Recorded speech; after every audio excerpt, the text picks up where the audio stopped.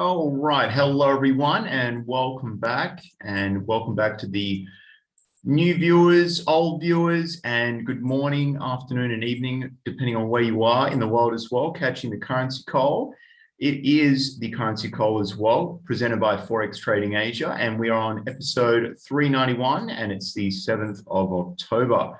So if it is the very first time you're watching this show, a big welcome and just a quick introduction as well. So we do the currency call every Monday to Friday at 11 a.m. GMT plus 8 time zone. And the currencies we analyze are as follows. Monday, the Aussie and Kiwi. Tuesday, the Euro. Wednesday, Pound. Thursday, Yen and Gold.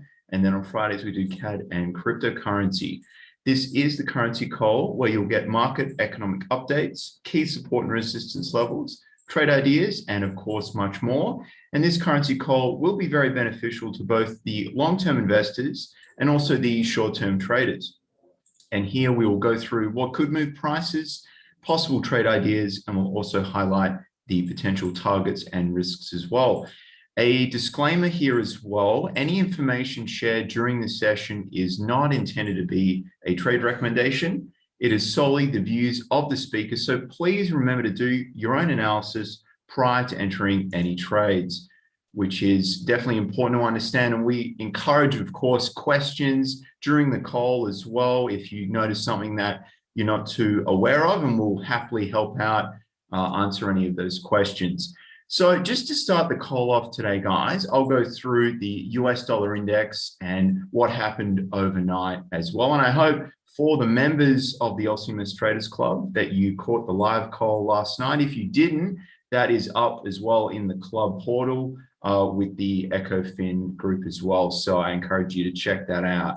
But let us start here. I'll bring the chart up of the US dollar index now, thanks to Sam Trade. And as you can see, again, we saw a run up to that top of the range that we've been seeing the US dollar trade around at the 94.50 mark. And we did talk about that as well on Tuesday and also Wednesday, how we were seeing, some more upside. In fact, we had a question, I think it was from Noah as well, about whether it would push to 94.50. And we agreed that it was definitely looking like it would, and it did. And in particular, we saw it was quite an interesting session. So in the afternoon in our time zone, there was a Kiwi sell trade called out. And if you would remember the Monday currency call, we were talking about the potential of a sell trade. And then Kim Hong was talking about the RBNZ being a dovish rate hike. And we put out a couple of segments about that on the YouTube channel as well. And then we saw an upside briefly for the scalpers out there. And then we did see some sustained down movement as well. And we saw that, and it fell below 69 cents, in fact. And it was a really, nice trade. And it was a high conviction trade as well. So for people that, like to scale into the position, that was a really nice one. But onto the US dollar now. I'm going on about other things here. So the US dollar index is holding 94.20. So in regards to the upside here, we were talking about today before the call started, and it's just one of those days where it's going to be unfortunately, a bit sideways. Even in, I monitor the Australian equity markets as well. I do a bit of that too. And it's just it's lacking consistency with the move. So if you get a move to the upside, it doesn't have that confidence in the market to push it further. So what I would say in regards to this, if you're looking for trades, I would say, and if I bring up the calendar just to have a plan here for the day, and I just also want to highlight the ADP non-farm employment chain did beat expectations as well. That's a talking point from last night as well. And then if we go down now, China's still on holidays as well, back on Friday, back tomorrow. We've got at 8:30 tonight, GMT plus 8, the initial jobless claims. But frankly, this is a weekly figure, and Jin's has mentioned this before. Not a substantial thing to be monitoring, really. So I would just say definitely be cautious if you haven't already. If you've been trading with this US dollar strength, and things are settling, it might be time to take some profits and just wait and see, because obviously, and we've mentioned this several times before, we've got NFP tomorrow night at 8:30. It's coming out. So GMT +8, that is. So I would really be, participating in not trading and just waiting and just seeing what happens here in particular, because we have had some nice moves already in the group. Now we've got some activity in the chat, but I just quickly want to share one more thing. So in the traders chat within LCMS Traders Club, I did talk about the treasury bond yields, and Jin actually put out an article today. I think it was just coincidence that it was just explaining why this is happening and the significance of that as well. So it's always good to understand the context behind the statistics you see as well. And I would strongly recommend you check that out. It's always good just to go through what's happening on Forex Trading Asia. It's a free site as well. It's free to sign up, easy to do. You get points for liking articles as well. So I would strongly recommend you check that out. But from the perspective of US dollar, I would say it's just probably time to leave it for now and just wait and see how things play out. Even into tonight, we could see some upward movement again, potentially. I would say more so than it really pulling back aggressively back to below 94. I would say that's, most likely not going to happen. Now, I'm just scanning here. Were there any questions, or was it just a lot of hellos in the chat? It's mostly chat. Okay. Scott, so while we have you on, before you hand it over to Kim Hong, what's the most favorite part of the Traders Club in terms of the platform? What do you think is the best feature that you like the most? Well, that's a good. I would say, from my perspective, it would be the recent participation in the trading chat is good, because let's say you watch the currency calls and there's a lot going on. It's easy to forget.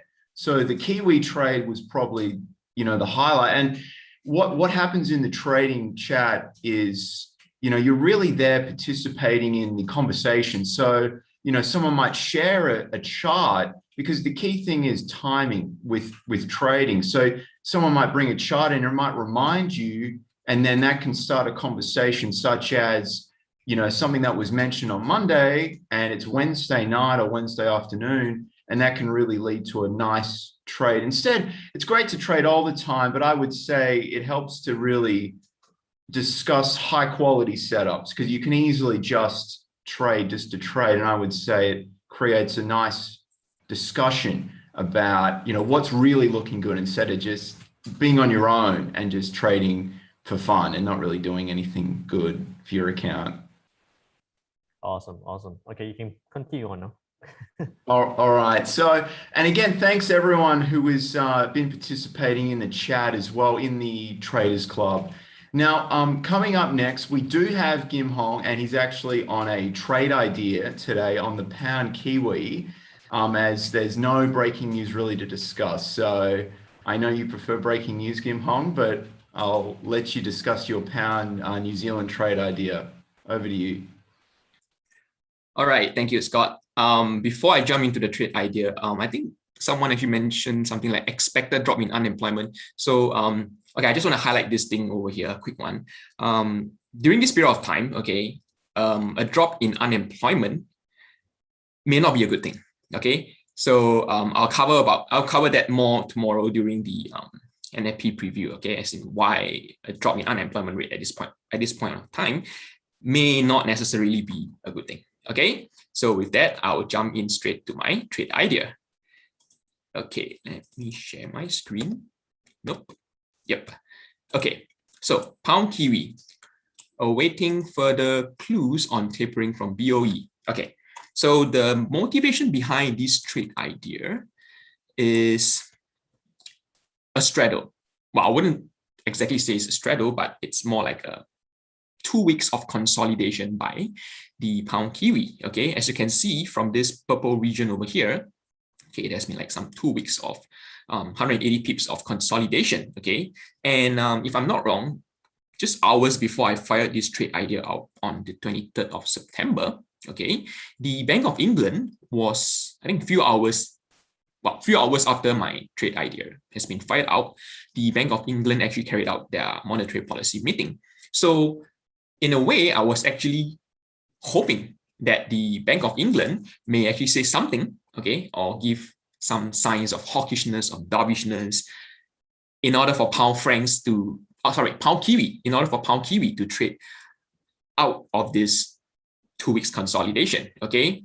And prior to this trade idea, we have heard some dovishness from the governor, RBNZ's assistant governor, Hawksby, okay? So, but it doesn't really seem to have much impact on pound kiwi, okay, as of that time. So I was actually hoping is better word in this case, hoping that the Governor Bailey will actually shed some light on, interest rates hikes and things like that, okay? So as a result, he actually did, right? So he mentioned something like the interest rate hike may not necessarily be carried out, okay, only after the quantitative easing program, okay, the massive quantitative easing program has been ended, okay. That actually led to some market participants being carrying forward their whole projection on when the first rate hike by the Bank of England will be carried out, okay. So as mentioned previously, when I was talking about the Bank of England monetary policy meeting, I actually forecast that the Bank of England may actually carry out an interest rate hike in this December, okay?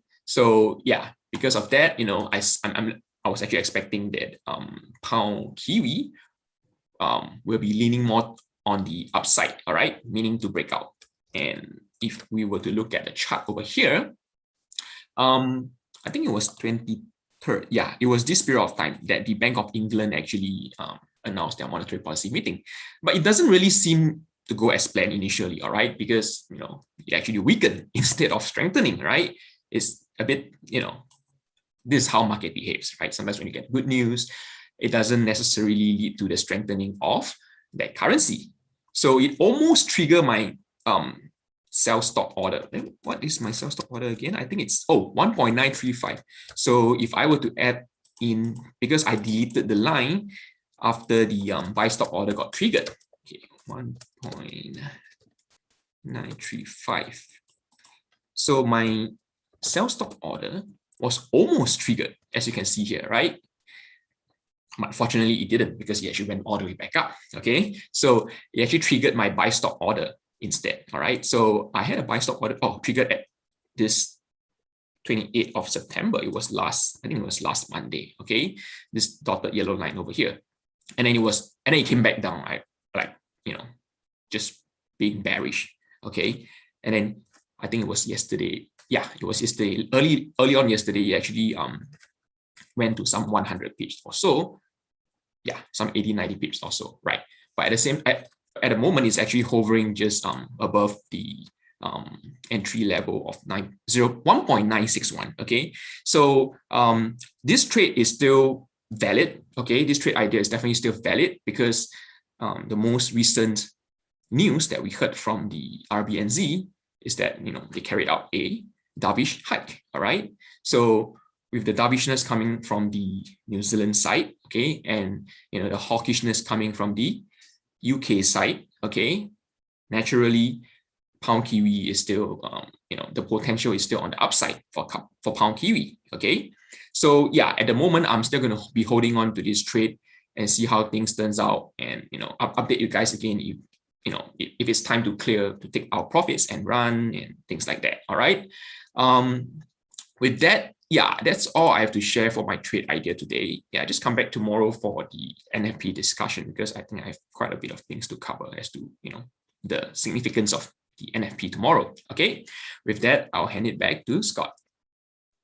All right, thank you so much for that, Kim Hong, as well. And in the chat here within the Zoom call, guys, we've got the link, the lcmstraders.com link for the free trial. So if you're not already aware, we are giving a 1-month free trial to anyone looking to see what it's like to be in the LCMS Traders Club. Normally it is 49 USD per month, which is set to increase very soon as well. So we're just trying to, give back to the trading community as well, because there are a lot of, chats around and, sites that, claim to be really to help traders. But I would say that it's well and truly worth checking this particular site out as well. There's things on offer for scalpers, for traders, for swing traders, for long-term traders as well. So really very good to just check it out and just see for yourself what it's all about as well.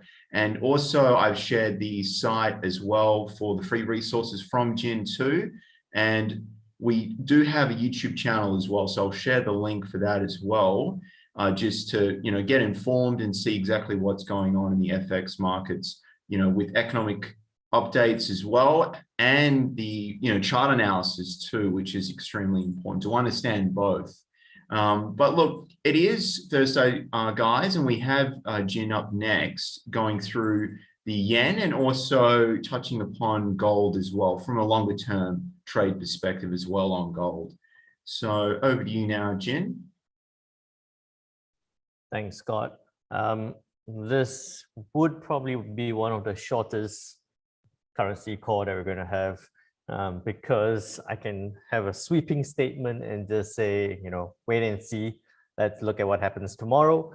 But just to go into a bit more info and detail here on the yen pairs and gold, because we're on Thursday, sharing with you here the news on ForexTradingAsia.com, the economic calendar. On Thursday today, we did have Kuroda speaking, but didn't move prices too much. And what you'll notice very quickly is that there were no other yen news. And also, if you're looking at the US dollar, that's only the initial jobless claims. As we've spoken about this several times already, this is a weekly number with not a big variance expected here. Previously, it was 362, expected a 348, probably going to be around that number, might be a bit better because we did see a good ADP number last night. So following on from that, what else can you look into? On Friday, we do have some Japanese household spending numbers, but these are traditionally not big price movers, so I wouldn't consider it too much. The main focus, the main big show, what's going to happen, what you need to pay attention to is the non-farm payrolls on Friday. You can see here that the estimates have been revised upwards. The forecasts have been revised upwards. I can't remember what the number was, but it was about 400 something. Now it's a 500. This revision could have been because of the ADP number that we saw last night. So again, non-farm payrolls for the US was 235K, expected 500 now. Because of this revision, I think that we're a bit less likely to see a major upset. What I mean by a major upset is that we're probably going to see close to that 500 number. Initially, I was even mentioning to the club members that we might see even a 600. At this point, I think a mid-5 would be reasonable. With that, if it does come out at about a 550 or 560 number, then we're still going to see some upside on the dollar, but probably not varying too much from the forecast. So we're not going to see that big a move. With average hourly earnings month on month looking to go from a 0.6 to a 0.4, still a good number if it comes out at 0.4 or 0.5, but it's a bit of a fluctuation in terms of the average hourly earnings.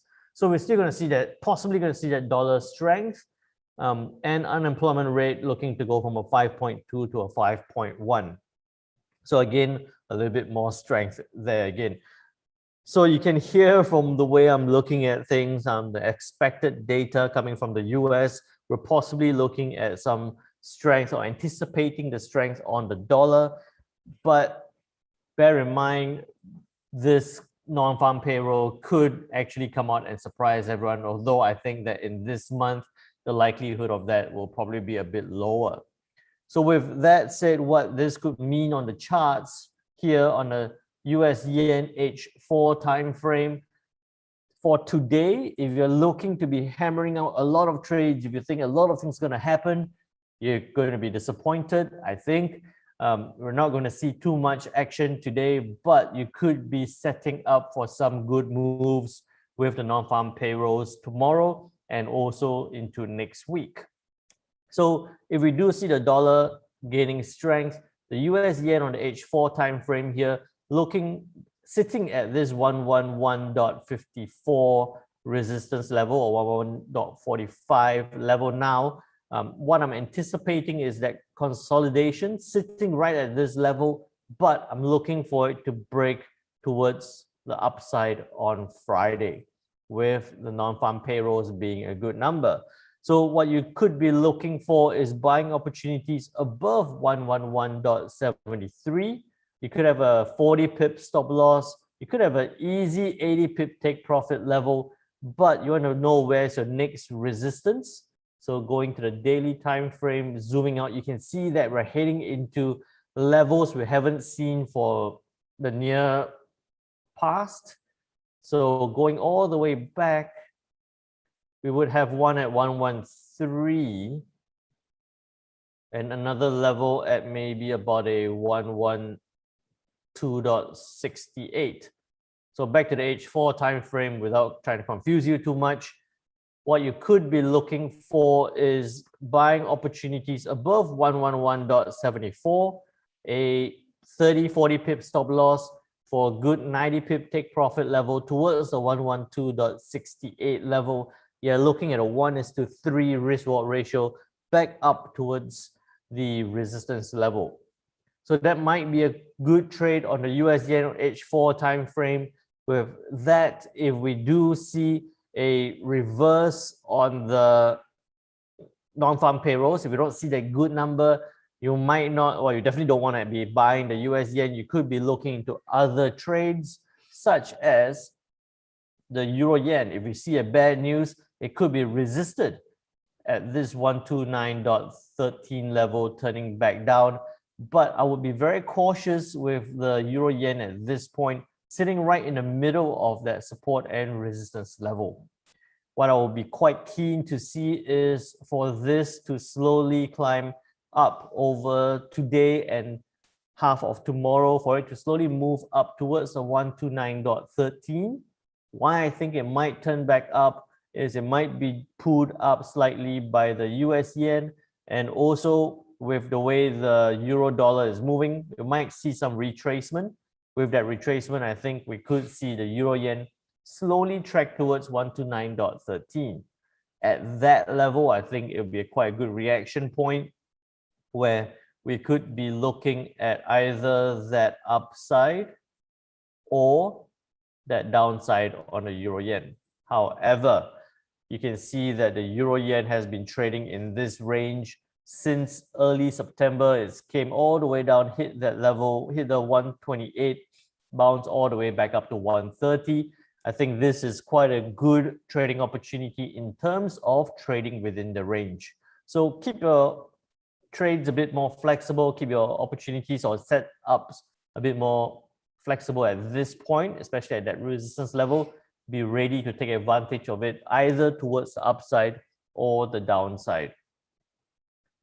Lucky last on the pound yen, you can see, and I hope you take note here, is that almost all the pairs are sitting at a support or a resistance level. Not many sitting in the middle like the euro yen, with the pound yen sitting at this 151.38 level now. I think that we could possibly see some upward move back up from this support level towards that 152.61 level. So not ready yet, not ready to enter any trades yet, but you could be looking at about 151.61, very tight 30 pip stop loss for a good 90 pip take profit level, 1:3 risk reward ratio towards the upside.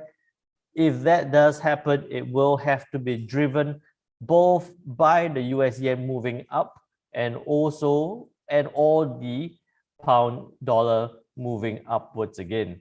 So this pound dollar is still sitting at a 135.84 level. That reaction at this level could be the driving force for the pound yen, also sitting at its current support resistance level.